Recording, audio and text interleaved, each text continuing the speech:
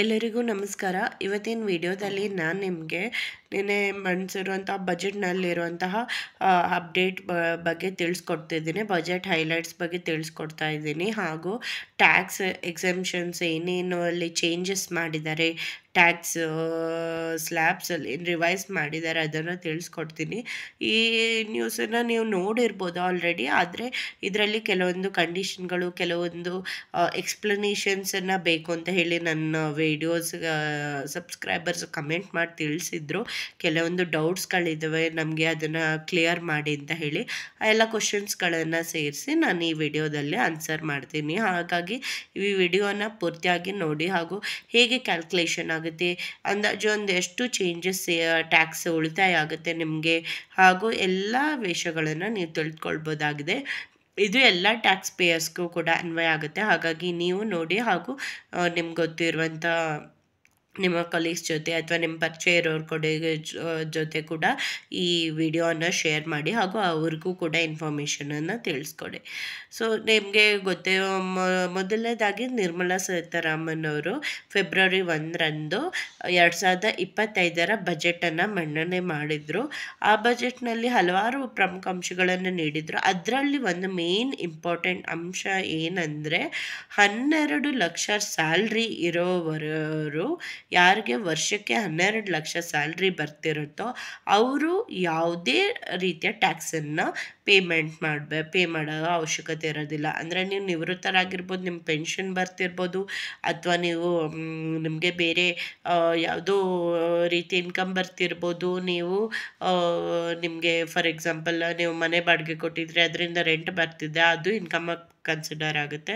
So ಈ ಥರದ ಯಾವುದೇ ಎಲ್ಲ ಇನ್ಕಮ್ಗಳನ್ನು ಸೇರಿಸಿ ನಿಮಗೆ ಟೋಟಲ್ ಆಗಿ ವರ್ಷಕ್ಕೆ ಬರೋ ಇನ್ಕಮ್ ನಿಮ್ಮದು 12 ಲಕ್ಷಕ್ಕಿಂತ ಕೆಳಗಡೆ ಇದ್ದರೆ, ಆ್ಯನ್ಯುವಲ್ ಇನ್ಕಮ್ 12 ಲಕ್ಷಕ್ಕಿಂತ ಕೆಳಗಡೆ ಇದ್ದರೆ ನೀವು ಯಾವುದೇ ರೀತಿಯ ಟ್ಯಾಕ್ಸನ್ನು ಪೇ ಮಾಡೋ ಆಗಿಲ್ಲ.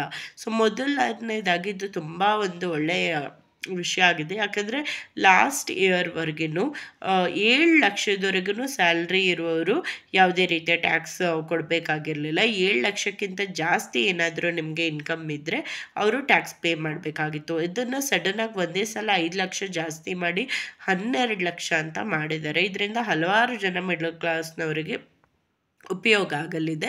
ಸೊ ಯಾಕಂದರೆ 12 ಲಕ್ಷದವರೆಗೂ ನಿಮಗೆ ಇನ್ಕಮ್ ಬರ್ತಿದ್ರೆ ಯಾವುದೇ ರೀತಿಯ ಸ್ಯಾಲ್ರಿ ಟ್ಯಾಕ್ಸ್ ಕೊಡಬೇಕಾಗಿಲ್ಲ. ಇದರಲ್ಲಿ ಇನ್ನೊಂದು ಗಮನಿಸಬೇಕಾದಂಥ ವಿಷಯ ಏನಂದರೆ, ಈ 12 ಲಕ್ಷ ಅನ್ನೋದ್ರಲ್ಲಿ ಬರೀ ನಿಮ್ಮ ಸ್ಯಾಲ್ರಿ ಅಲ್ಲದೆ ನೀವು ಏನಾದರೂ FD ಇಟ್ಟಿದ್ರೆ ಅದರಿಂದ ಬರುವಂಥ ಇಂಟ್ರೆಸ್ಟ್, ಅಥವಾ ನೀವು ಯಾವುದಾದ್ರೂ ಬೇರೆ ಮನೆ ಬಾಡಿಗೆ ಕೊಟ್ಟಿದ್ರೆ ಅದರಿಂದ ಬರುವಂಥ ಇಂಟ್ರೆಸ್ಟ್, ಅಥವಾ ಇನ್ನು ಯಾವುದೇ ರೀತಿಯ ನೀವು ಸೈಡ್ ಬಿಸ್ನೆಸ್ ಮಾಡ್ಕೊಂಡಿದ್ರೆ ಅದರಿಂದ ಬರುವಂಥ ಇಂಟ್ರೆಸ್ಟ್ ಇನ್ಕಮ್ಮು ಎಲ್ಲದನ್ನು ಕೂಡ ಕನ್ಸಿಡರ್ ಮಾಡಿ ಟೋಟಲ್ ಆಗಿ ನಿಮಗೆ 12 ಲಕ್ಷದ ಒಳಗಡೆ ಇರಬೇಕಾಗುತ್ತೆ. ಸೊ ಇನ್ನೊಂದು ಏನಂದರೆ, ಇನ್ನೊಂದು ಎಕ್ಸ್ಕ್ಲೂಷನ್ ಇದರಲ್ಲಿ ಏನಂದರೆ ಕ್ಯಾಪಿಟಲ್ ಗೇನ್ಸ್ ಅಂತ ನಾವು ಹೇಳ್ತೀವಿ. ಕ್ಯಾಪಿಟಲ್ ಗೇನ್ಸ್ ಅಂದರೆ ಫಾರ್ ಎಕ್ಸಾಂಪಲ್ ನೀವು ಯಾವುದೋ ಒಂದು ಪ್ರಾಪರ್ಟಿ ಮಾರಿದ್ರಿ, ಅಥವಾ ನೀವು ಯಾವುದೋ ಒಂದು ಮನೆ ಮಾರಿದ್ರಿ, ಆವಾಗ ನಿಮಗೆ ಅದರಿಂದ ಬರುವಂತಹ ಇಂಟ್ರೆಸ್ಟ್ ಅಥವಾ ಇನ್ಕಮ್ಮನ್ನು ಇದರಲ್ಲಿ ಕನ್ಸಿಡರ್ ಆಗೋದಿಲ್ಲ. ಅದು ಈ 12 ಲಕ್ಷಕ್ಕಿಂತ ಹೊರಗಡೆ ಇರುತ್ತೆ. ಅದನ್ನು ಬಿಟ್ಟು ಬೇರೆ ಯಾವುದೇ ರೀತಿಯ ರೆಗ್ಯುಲರ್ ಇನ್ಕಮ್ ನಿಮ್ಗೆ ಬರೋದಿರುತ್ತಲ್ವ, ಅದರಲ್ಲಿ ನೀವು ಅದನ್ನು ಕನ್ಸಿಡರ್ ಮಾಡ್ತಾರೆ. ಇದು ಒಂದು ಮೇನ್ ಪಾಯಿಂಟ್. ಇನ್ನು ಏನಂದರೆ, ಇನ್ನೊಂದು ವಿಷಯ, ಇದು ನ್ಯೂ ಟ್ಯಾಕ್ಸ್ ರೆಜಿಮೆ ಅಲ್ಲಿ ಅಪ್ಡೇಟ್ ಮಾಡಿದ್ದಾರೆ.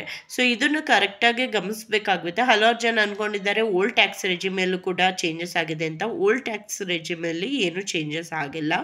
ಓಲ್ಡ್ ಟ್ಯಾಕ್ಸ್ ರೆಜಿಮೆಗೂ ನ್ಯೂ ಟ್ಯಾಕ್ಸ್ ರೆಜಿಮೆಗೆ ಏನು ಚೇಂಜಸ್ ಅಂದರೆ, ನ್ಯೂ ಟ್ಯಾಕ್ಸ್ ರೆಜಿಮೆಯಲ್ಲಿ ನೀವು ಏನು ATC ಕೆಳಗಡೆ 1.5 ಲ್ಯಾಕ್ ಡಿಡಕ್ಷನ್ ಯಾರಾದರೂ ಪಡ್ಕೊಳ್ಳೋರಿದ್ರೆ ಅದು ಪಡ್ಕೊಳ್ಳೋ ಅವಕಾಶ ಇರೋದಿಲ್ಲ. 1.5 ಲ್ಯಾಕ್ಸ್ ನೀವೇನು PPF ಇಟ್ಟು ಅಥವಾ FD ಇಟ್ಟು ಅಥವಾ ಹೋಮ್ ಲೋನ್ ಕಟ್ಟಿರೋ ರಿಸಿಪ್ಟ್ಸನ್ನು ತೋರಿಸಿ ಎಕ್ಸೆಂಪ್ಷನ್ಸನ್ನು ಏನು ಪಡೆದುಕೊಳ್ಬೋದು, ಆ ಫೆಸಿಲಿಟಿ ನಿಮಗೆ ನ್ಯೂ ಟ್ಯಾಕ್ಸ್ ರೆಜಿಮೆನಲ್ಲಿ ಇರೋದಿಲ್ಲ. ಹಾಗೂ ನ್ಯೂ ಟ್ಯಾಕ್ಸ್ ರೆಜಿಮೆ ಇವಾಗ ಈ ವರ್ಷದಿಂದ ಏನು ಹೊಸದಲ್ಲ, ಒಂದು 3-4 ವರ್ಷಗಳಿಂದನೇ ನಡೆದುಕೊಂಡು ಬಂದಿದೆ. ಜನರಿಗೆ ಸರ್ಕಾರ ಆಪ್ಷನ್ ಕೊಟ್ಟಿತ್ತು, ಓಲ್ಡ್ ಟ್ಯಾಕ್ಸ್ ರೆಜಿಮೆ ಚೂಸ್ ಮಾಡ್ಬೋದು ಅಥವಾ ನ್ಯೂ ಟ್ಯಾಕ್ಸ್ ರೆಜಿಮೆ ಚೂಸ್ ಮಾಡ್ಬೋದು ಅಂತ. ಇದರಲ್ಲಿ ಈ ವರ್ಷವೂ ಕೂಡ ಆ ಆಪ್ಷನ್ ಖಂಡಿತವಾಗಿಯೂ ಇರಲಿದೆ, ಓಲ್ಡ್ ಟ್ಯಾಕ್ಸ್ ರೆಜಿಮೆ, ನ್ಯೂ ಟ್ಯಾಕ್ಸ್ ರೆಜಿಮೆ ಅಂತ. ಆದರೆ ಓಲ್ಡ್ ಟ್ಯಾಕ್ಸ್ ರೆಜಿಮೆಯಲ್ಲಿ ಲಾಸ್ಟ್ ಇಯರ್ ಏನಿತ್ತು ಅದೇ ಟ್ಯಾಕ್ಸ್ ಸ್ಲ್ಯಾಬ್ಸನ್ನು ಇಟ್ಟಿದ್ದಾರೆ, ಅದರಲ್ಲಿ ಯಾವುದೇ ರೀತಿಯ ಚೇಂಜಸ್ ಆಗಿಲ್ಲ. ನ್ಯೂ ಟ್ಯಾಕ್ಸ್ ರೆಜಿಮೆನ ಯಾರು ಆಪ್ಟ್ ಮಾಡ್ಕೊಳ್ತೀರೋ ಟ್ಯಾಕ್ಸ್ ಫೈಲಿಂಗ್ ಮಾಡ್ತಾ, ಆವಾಗ ಅವ್ರಿಗೆ ಮಾತ್ರ ಚೇಂಜಸ್ ಆಗಿದೆ. ಸೊ ಅವ್ರಿಗೆ ಏನು ಚೇಂಜಸ್ ಆಗಿದೆ ಅಂತ ನಾನಿಲ್ಲಿ ಎಕ್ಸಿಸ್ಟಿಂಗ್ ಮತ್ತು ರಿವೈಸ್ಡ್ ಎರಡನ್ನೂ ತೋರಿಸ್ತಾ ಇದ್ದೀನಿ ನೋಡಿ. ಎಕ್ಸಿಸ್ಟಿಂಗ್ ಏನಿತ್ತು ಅಂದರೆ 0 to 3 lakhsವರೆಗೂ ಯಾವುದೇ ಟ್ಯಾಕ್ಸ್ ಇರಲಿಲ್ಲ ಅಂತ. 3 to 6 lakh 5% ಇತ್ತು. ಇಲ್ಲಿ ಹಂಗಲ್ಲ, ಏನು ಹೇಳಿದ್ದಾರೆ ಅಂದರೆ 0 to 12 lakhವರೆಗೂ ಏನೂ ಟ್ಯಾಕ್ಸ್ ಇಲ್ಲ. 12 to 15 lakhಗೆ 15% ಬರುತ್ತೆ. ಆಮೇಲೆ 15 to 20 lakhಗೆ 20% ಬರುತ್ತೆ. 20 to 25 lakhಗೆ 25% ಬರುತ್ತೆ. ಹಾಗೂ 25 lakhಗಿಂತ ಜಾಸ್ತಿ ಇರೋರಿಗೆ 30% ಬರುತ್ತೆ. ಓಕೆ, ನೀವು ಕೇಳ್ಬೋದು 0 to 12 lakhವರೆಗೂ ಯಾವುದೇ ಇರಲ್ವಾ ಅಂತ. 0 to 12 lakhಲ್ಲೂ ಕೂಡ ನಿಮಗೆ ಏನು ಆಗುತ್ತೆ ಅಂದರೆ, ನಿಮ್ಮ ಇನ್ಕಮ್ ಬರೀ 12 lakh ಆಗಿದ್ದರೆ ನಿಮ್ಗೆ ಯಾವುದೇ ರೀತಿಯ ಟ್ಯಾಕ್ಸ್ ಇರಲ್ಲ. ಆದರೆ ನಿಮ್ಮ ಇನ್ಕಮ್ ಏನಾದರೂ 12 lakhಗಿಂತ ಮೇಲೆ ಇದ್ದರೆ ಏನಾಗುತ್ತೆ ಅಂದರೆ, ನಿಮಗೆ 0 to 3 lakh ನಿಮಗೆ ಯಾವುದೇ ರೀತಿಯ ಟ್ಯಾಕ್ಸ್ ಇರಲ್ಲ.